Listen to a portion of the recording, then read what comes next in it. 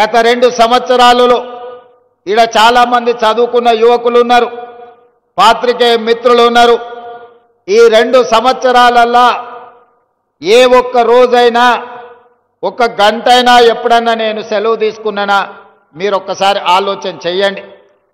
చిన్న వయసులో అనుభవం తక్కువ వివిధ హోదాలలో జిల్లా పరిషత్ మెంబర్గా, శాసన మండలి సభ్యుడిగా, శాసనసభ్యుడిగా, పార్లమెంట్ సభ్యుడిగా, పార్టీ అధ్యక్షుడిగా చిన్న వయసులోనే దేవుడు అన్ని అవకాశాలు ఇచ్చిండు.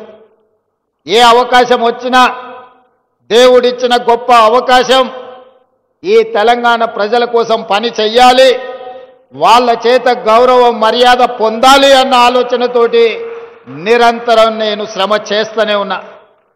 కొన్నిసార్లు మనం కష్టపడ్డ ఫలితం రాదు, కొన్నిసార్లు మన శ్రమ కొంతైనా దేవుడి సంకల్పం ఉంటే అద్భుతమైన విజయాలు సాధిస్తాం. ఈ వేదిక మీద నాకంటే గొప్ప అనుభవం ఉన్నవాళ్ళు, పరిపాలన తెలిసిన వాళ్ళు, వయసులో పెద్దవాళ్ళు ఉన్నా చిన్న వయసులోనే నాకు ఈ అవకాశం వచ్చింది అనంటే దేవుడి సంకల్పము, తెలంగాణ ప్రజల ఆశీర్వాదము 100% ఉండబట్టే ఈనాడు ఏ ఒడిదుడుకులు లేకుండా, ఎలాంటి ఆటంకాలు లేకుండా తెలంగాణ రాష్ట్రానికి 2 సంవత్సరాలు ముఖ్యమంత్రిగా పని పూర్తి చేసుకొని ఈనాడు మీ ముందుకు వచ్చి నిలబడి అత్యంత వెనుకబడిన ఆదిలాబాదు జిల్లా అభివృద్ధి కోసం ఈరోజు అభివృద్ధి పథకాలను ప్రారంభించుకోవడమే కాకుండా సంక్షేమ పథకాలను అమలు చేసుకోవాలని ఈనాడు ఈ సభ ఏర్పాటు చేసుకున్నాం. అందుకే రాజకీయాలకు అతీతంగా మిత్రుడు పాయల శంకర్, గోడెం నగేష్ గారు భారతీయ జనతా పార్టీ అయి ఉండొచ్చు. వాళ్ళను తెలంగాణ ప్రజలు మమ్మల్ని అందరినీ ఏ విధంగా ఎన్నుకున్నారో వాళ్ళను కూడా ప్రజలు ఓటేసి గెలిపించిండ్రు. వాళ్ళందరిని కలుపుకొని అభివృద్ధి పదం వైపు నడపాలన్న ఆలోచనతోటి ఈనాడు వేదిక మీద వాళ్ళందరితో కూడా మాట్లాడించి వాళ్ళ ఈ ప్రాంత సమస్యల్ని ఏవైతే నా దృష్టికి తెస్తారో వాటిని పరిష్కరించాలన్న ఆలోచనతోటి ఈనాడు మన ప్రభుత్వం పనిచేస్తుంది.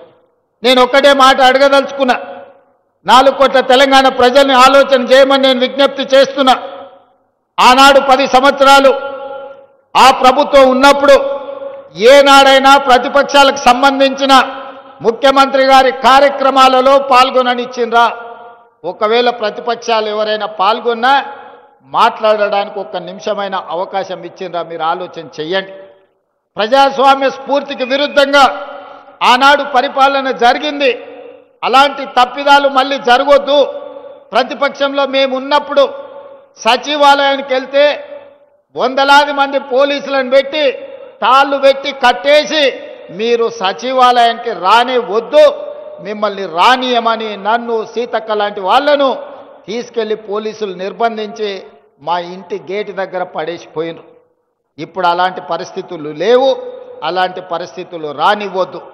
నేను నిన్న ఢిల్లీకి వెళ్ళిన, ప్రధానమంత్రిని కలిసిన, కేంద్ర మంత్రులను కలిసిన, మన తల్లి సోనియమ్మ ఆశీర్వాదం తీసుకొని ఇవాళ తెలంగాణ రాష్ట్రంలో సగర్వంగా నిలబడి నాది తెలంగాణ రాష్ట్రం అని గొప్పగా చెప్పుకుంటున్నామంటే ఆ తల్లి సోనియమ్మ ఆశీర్వదించి 60 సంవత్సరాల ఆకాంక్ష అయిన తెలంగాణ రాష్ట్రాన్ని సోనియమ్మ వల్ల మన కల సాకారమైంది. మరి ఇంత పెద్ద కార్యక్రమం పెట్టుకొని తెలంగాణ రైజింగ్ గ్లోబల్ సమ్మిట్ పెట్టుకొని ప్రపంచ దేశాలకు సంబంధించిన 100 దేశాల ప్రతినిధులకు ఈరోజు తెలంగాణ రాష్ట్రం ఆతిథ్యం ఇస్తున్నప్పుడు, ఇంత గొప్ప లక్ష్యాన్ని కార్యక్రమం పెట్టుకున్నప్పుడు ఆ తల్లి ఆశీర్వాదం తీసుకోవాలి కదా. కన్న తల్లితో సమానమైన సోనియమ్మ ఆశీర్వాదం తీసుకొని ఈనాడు ఉక్కు సంకల్పంతో ఏ ఆకాంక్షల కోసం, ఏ అభివృద్ధి కోసం, ఏ సంక్షేమం కోసం సోనియా గాంధీ గారు తెలంగాణ రాష్ట్రం ఇచ్చిండ్రో ఆ తెలంగాణ రాష్ట్రాన్ని అభివృద్ధి పదం వైపు నడపడానికి, ఆ లక్ష్యం వైపు సాగడానికి సోనియమ్మ ఆశీర్వాదం తీసుకొని మల్లికార్జున్ ఖర్గే గారు, రాహుల్ గాంధీ గారు, ప్రియాంక గాంధీ గారిని కలిసి మా రాష్ట్రానికి రండి అని అదేవిధంగా పీయూష్ గోయల్, నిర్మలా సీతారామన్ గారి నుంచి మొదలు పెడితే పెద్దలు నరేంద్ర మోడీ ప్రధానమంత్రి వరకు అందరినీ కలిసి ఆహ్వానించడం. ఇవాళ తెలంగాణ రాష్ట్రంలో 4 కోట్ల తెలంగాణ ప్రజలు పండుగ జరుపుకుంటున్నారు. సంక్షేమం, అభివృద్ధిని ముందుకు తీసుకెళ్లాలనుకుంటున్నారు. మరి అవి తీసుకెళ్లాలనుకున్నప్పుడు రాష్ట్ర కేంద్ర ప్రభుత్వాలు సహకరించుకోవాలి కదా, సమన్వయం చేసుకోవాలి కదా. మనకు అవసరమైన మన ప్రణాళికలను ప్రధానమంత్రి గారి దృష్టికి తీసుకువెళ్ళాలి కదా. పాయల శంకర్ గారు ఎమ్మెల్యేగా నా దగ్గరకు వచ్చి వరంగల్ ఎయిర్పోర్ట్ కావాలి అని అంటే వరంగల్ ఎయిర్పోర్టే కాదు, ఆదిలాబాద్ ఎయిర్పోర్ట్ కూడా కట్టాలి అని పాయల శంకర్ నా దృష్టికి తీసుకొస్తే నిజమే కదా. అత్యంత వెనుకబడిన ఆదిలాబాద్కు ఎయిర్పోర్ట్ ఇస్తే ఇక్కడికి పరిశ్రమలు వస్తాయి. తెలంగాణ రాష్ట్రానికే కాదు, పక్కనున్న మహారాష్ట్రకు సంబంధించిన వాళ్ళు కూడా ఇక్కడ టైగర్ రిజర్వ్ ఫారెస్ట్లు ఉన్నాయి. అభయారణ్యంలో పులులను చూడడానికి దేశం నలుమూలల నుంచి వేలాది మంది ఈ ప్రాంతానికి వస్తున్నారు. వాళ్ళు రావాలంటే కష్టమవుతున్నది. మనకి ఎయిర్పోర్ట్ ఉండాలి అని ఆలోచన చేసినాం. ఈరోజు మేము భూమి ఇస్తే రక్షణ శాఖకు సంబంధించిన రాజ్నాథ్ సింగ్ గారు సహకరిస్తామన్నారు. ఏవియేషన్ మినిస్టర్ రామ్మోహన్ నాయుడు గారు అనుమతులు ఇస్తామన్నారు. ప్రధానమంత్రి నరేంద్ర మోడీ గారు నిధులు ఇస్తామన్నారు. నేను కాంగ్రెస్ అయి ఉండొచ్చు, మా ప్రభుత్వం అయి ఉండొచ్చు, కానీ అభివృద్ధిలో కేంద్ర ప్రభుత్వం యొక్క సహకారం తీసుకొని ఆదిలాబాద్కు ఎయిర్పోర్టు తేవాలి అని నిన్న ఢిల్లీకి వెళ్ళి మోడీ గారితో మాట్లాడి ఈనాడు ఆదిలాబాద్లో ఈరోజు నేను ప్రకటిస్తున్నా, సంవత్సరం తిరిగే లోపల ఆదిలాబాద్లో ఎయిర్పోర్టు పనులను ప్రారంభించి ఎర్ర బస్సు రావడమే కష్టం అనుకున్న ఆదిలాబాద్లో ఎయిర్ బస్సును దించి ఇక్కడ అభివృద్ధికి పునాదులు వేసి ఇక్కడ పరిశ్రమలను తీసుకొచ్చే బాధ్యత మన ప్రభుత్వం తీసుకుంటుంది. ఇందిరమ్మ రాజ్యంలో ప్రజాపాలన చేస్తుంది అని నేను ఈ సందర్భంగా మీ అందరికీ తెలియజేస్తున్నా.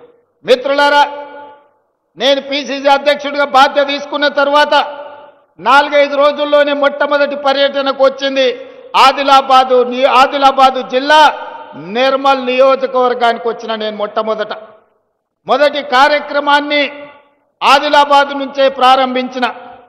మొదటి బహిరంగ సభ దళిత గిరిజన దండోర కార్యక్రమాన్ని ఇంద్రవల్లిలో పెట్టి మిత్రులు ప్రేమ్ సాగర్ రావు గారు బాధ్యత తీసుకొని ఆనాడు పెద్ద ఎత్తున దళిత గిరిజన దండోర, దళితుల కోసం, గిరిజనుల కోసం, ఆదివాసీల హక్కుల కోసం పోరాటానికి పౌరుషానికి మారు పేరైన కొమరం భీముడి స్ఫూర్తితో రామ్జీ గోండును ఆదర్శంగా తీసుకొని ఈ ఆదిలాబాదు గడ్డ మీద నుంచే ఆనాటి ప్రభుత్వం మీద పోరాటాన్ని ప్రకటించినాం. ఆ ఇంద్రవెల్లి స్ఫూర్తిగా 40 సంవత్సరాల పైగా ఆనాడు హక్కుల కోసం ఇంద్రవెల్లి ఆదివాసీలు పోరాటం చేసి ఎంతో మంది నేల కొరిగినరు. వాళ్ళందరినీ, వాళ్ళ కుటుంబాలను గుర్తిస్తాం, ఆదుకుంటామని చెప్పి అదేవిధంగా ఇంద్రవెల్లి అమరవీరుల స్తూపాన్ని పర్యాటక కేంద్రంగా ప్రకటిస్తామని ఆనాడు ప్రకటించడం జరిగింది. ప్రభుత్వం వచ్చిన తర్వాత మొదటి సంతకం ఇంద్రవెల్లి అమరుల స్తూపాన్ని పర్యాటక కేంద్రంగా ప్రకటించడమే కాకుండా ఆ కుటుంబాలకు ఇందిరమ్మ ఇండ్లు కట్టుకోవడానికి నష్ట పరిహారం ఇవ్వడానికి ఆనాటి అమరులను మన ప్రభుత్వం ఆదుకున్నది. అదే కాకుండా ఆనాడు ప్రేమ్ సాగర్ రావు గారు అన్నారు, మీ పాలమూరు జిల్లాను ఎట్లయితే అభివృద్ధి చేసుకుంటావో మా ఆదిలాబాదును కూడా మీరు దత్తత తీసుకోవాలి, ఆదిలాబాదును అభివృద్ధి చేయాలని మిత్రులు ఆనాడు చెప్పడం జరిగింది. నేను ఈరోజు ఈ వేదిక మీద నుంచి స్పష్టంగా ఆదిలాబాదు బిడ్డలకే కాదు 4 కోట్ల తెలంగాణ ప్రజలకు నేను చెప్పదలుచుకున్నా, 100% అత్యంత వెనుకబడిన ఆదిలాబాదు జిల్లాను అభివృద్ధి చేసే బాధ్యత రాష్ట్ర ముఖ్యమంత్రిగా నేను తీసుకుంటా. రాబోయే 2 నెలల్లో ప్రత్యేకమైన ప్రణాళికలు తీసుకొని ఇక్కడికే వచ్చి ఎంపీ నగేష్ గారు చెప్పినట్టు ప్రతి నియోజకవర్గానికి ఉమ్మడి ఆదిలాబాదు జిల్లా యొక్క అభివృద్ధికి సంబంధించి సమీక్ష సమావేశాలు, కలెక్టర్లను, వివిధ శాఖల అధికారులను అక్కడికే పిలిపించి రోజు మొత్తం సమీక్ష చేసి మీ సమస్యలకు పరిష్కారం చూపించి మీ అభివృద్ధి పనులకు నిధులను మంజూరు చేసే బాధ్యత నేను తీసుకుంటా. మళ్ళీ తొందరలోనే ఆదిలాబాద్కు వచ్చి అభివృద్ధి మీద సమీక్ష చేస్తా. అదేవిధంగా సాగునీరు ఆనాడు ప్రాణహిత చేవెళ్ల ప్రాజెక్టు 2007-8లో డాక్టర్ వైఎస్ రాజశేఖర రెడ్డి గారు తుమ్మిడేటి నుంచి మొదలుపెట్టి చేవెళ్ల వరకు 16 లక్షల ఎకరాలు 38,500 కోట్ల రూపాయలతోని పనులను ప్రారంభించాడు. దానికి కాక వెంకటస్వామి గారు డాక్టర్ బాబాసాహెబ్ అంబేద్కర్ గారి పేరు పెట్టాలి, ఆదిలాబాద్కు నీళ్లు ఇవ్వాలని ఆనాడు కాక వెంకటస్వామి గారు ప్రయత్నం చేస్తే వైఎస్ రాజశేఖర రెడ్డి గారు డాక్టర్ బాబాసాహెబ్ అంబేద్కర్ ప్రాణహిత చేవెళ్ల ప్రాజెక్టును పనులు ప్రారంభించడమే కాకుండా ఆదిలాబాద్కు నీళ్లు ఇవ్వాలి అని వందలాది కోట్ల రూపాయలు ఖర్చు పెట్టి ప్రాంతంలో పనులు చేసిండ్రు. కానీ తెలంగాణ రాష్ట్రం వస్తే ఈ ప్రాజెక్టులు వేగంగా పనులు అవుతాయి, మీకు నీళ్ళు వస్తాయని మేము అనుకున్నాం. పాపం ఒక పెద్దాయన రూపంలో మీకు దయ్యమై పట్టిండు, మీ ప్రాజెక్టును కాలగర్భంలో కలిపిండు. ఆయన ఉద్దేశమేందో దురుద్దేశమేందో నాకు తెలియదు. పేరు మార్చిండు, ఊరు మార్చిండు, అంచనాలు మార్చిండు. పేరు కాళేశ్వరమైంది, ఊరు ఇంకెక్కడికో పోయింది. అంచనాలు 1,50,000 కోట్లయినాయి. 10 ఏళ్ళు తిరిగే లోపల 1,00,000 కోట్లు ఖర్చు పెట్టిండు. కాళేశ్వరం కడితే 3 ఏళ్లలోనే కూలేశ్వరం అయిపోయి కూలిపోయింది. ఆదిలాబాద్కు మాత్రం చుక్క నీరు రాలే. ఆయన ఇంట్లో కనక వర్షం కురిసింది తప్ప మన భూముల్లో బీడు భూముల్లో చుక్క నీరు రాలే. అందుకే ఇవాళ ఈ వేదిక మీద నుంచి స్పష్టంగా మీ అందరికీ మాట ఇవ్వదలుచుకున్న మిత్రులు నగేష్ గారికి, శంకర్ గారికి కూడా విజ్ఞప్తి చేస్తున్నా. ఆనాడు ఉమ్మడి రాష్ట్రంలో 148 మీటర్ల ఎత్తుకు అనుమతి ఇచ్చిండ్రు. కానీ ఆనాటి ప్రభుత్వం 152 మీటర్ల ఎత్తుకు అనుమతిస్తే ఆదిలాబాద్లో పెద్ద ఎత్తున సాగునీరు అందించవచ్చని ప్రణాళికలు ఉన్నాయి. దానికి కొంత మహారాష్ట్ర ప్రభుత్వం అభ్యంతరం పెట్టింది. ఆ తర్వాతి కాలంలో 150 మీటర్లకు అనుమతి ఇవ్వడానికి సూత్రప్రాయంగా మహారాష్ట్ర ప్రభుత్వం ఒప్పుకున్నది. కానీ తెలంగాణ ప్రభుత్వమే ఆనాడు పెడచెవిన పెట్టింది. తుమ్మిడేటి దగ్గర ఉండాల్సిన ప్రాజెక్టు తరలిపోయి చిన్న కాళేశ్వరం, మేడిగడ్డ, అన్నారం, సుందిళ్ల పేరు మీద ఎక్కడికో కిందికి తరలిపోయింది. కరీంనగర్ జిల్లాలో నిర్మాణం జరిగింది. అదైనా మంచిగా జరిగిందా అంటే 1,00,000 కోట్లు ఈరోజు గోదావరి పాలైపోయినాయి, గోదావరిలో కొట్టుకపోయినాయి. పాపం ఊరికే పోదు అన్నట్టు ఈరోజు ఎన్ని బాధలు పడుతుర్రో చూరు. సొమ్ము వచ్చిన తర్వాత సొంత పిల్లలే కత్తులతో పొడుచుకుంటారు. ఎప్పుడైనా అక్రమ సంపాదన, అన్యాయపు సొమ్ము వస్తే కుటుంబంలో కూడా ప్రశాంతత ఉండదు. ఇవాళ కండ్లతో చూస్తున్నాం. బిడ్డో దిక్కు, కొడుకో దిక్కు, అల్లుడో దిక్కు, ఆయన శాతగాక ఎక్కడ వండుకున్నాడో మీరు అందరు చూస్తున్నారు.